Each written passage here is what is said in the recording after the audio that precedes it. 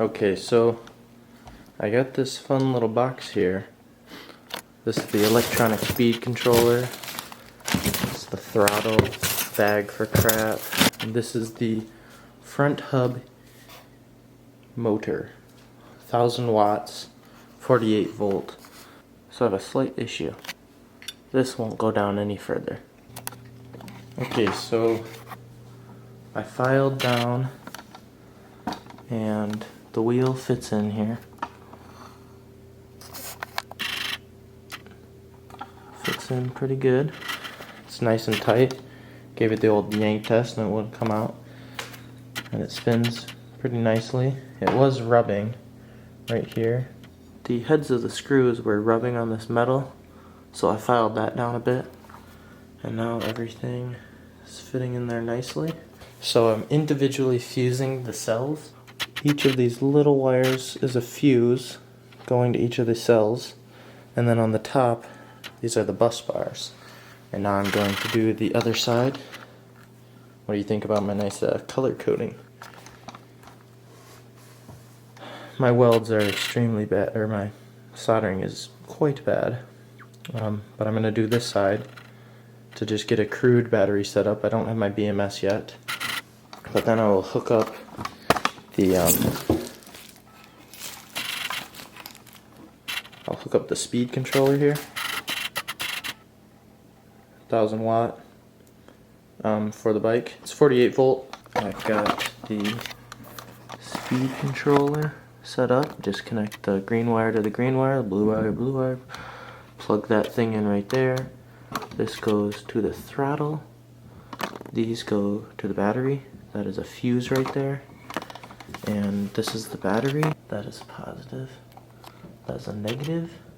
That's just some extra 14 gauge wire I got. So this is the negative. And this is the positive. Oh, I don't think you guys got to see that nice spark there. That might just be from it connecting. So I've got a 14S battery, which basically means it's about 58 volts. This is a 48 volt motor. So let's see. Oh, we got lights. Do you guys see that? No way. No way that. So I don't have BMS yet, it's working. Oh my gosh, guys. It's got a full battery. Can't see that, so you press the red button.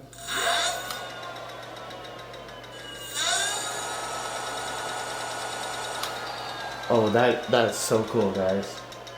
When I press this red button here, I think you can see that. These lights turn on. So that, I guess, is the initializer. And then I just push this paddle down. And you can hear the wheel just going. We'll get some real world tests soon when everything's put together about how well it runs. And I can hear a slight rubbing on that. So I need to do a bit more filing. But, man, that was a successful test. Sad sigh, that was a sad sigh. And so I was tested the other day. The wheel popped off and I was like, oh, well, I didn't tighten it with the proper wrenches and all of the wrenches. And then I was filing right here, right there, because it was still rubbing a little bit. And then I noticed there's a little crack. Sort of like that crack. And so then I checked down the fork, and boop, it just popped right off. I don't know if the little bit of filing I did to fit it in there, or the stress from that broke it off, but so I'm gonna look into replacements, or maybe welding it back on. I know there's torque arms which would help, so I think I'm gonna have to get one of those, but that is a setback. My last update was quite the somber one, but this is a good one.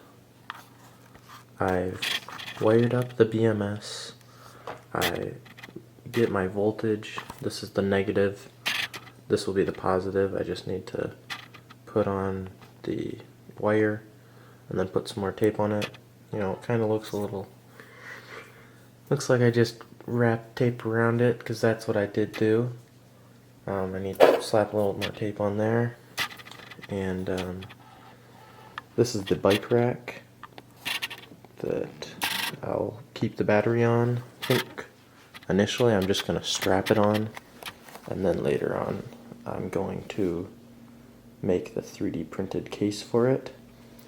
So luckily I found a Schwinn Sidewinder, 26-inch wheels. It's got disc brakes. And so that will replace this, because as you guys know, that's kind of not good. And so I will be ordering a torque arm as well to kind of further lock these down. We'll lock one of them down. And it seems like the Schwinn Sidewinder has better forks too. Like these kind of stick out here a bit, and those look to be more center mounted. So I'm going to pick that up in a couple days. And then basically I can slap a battery on the back there, slap a tire on, and hook this bad boy up. I've got heat shrink coming, XT60 connectors for here and there, and then I can also put my XT60 connector there, and then I just need to order the charger, and that's good to go.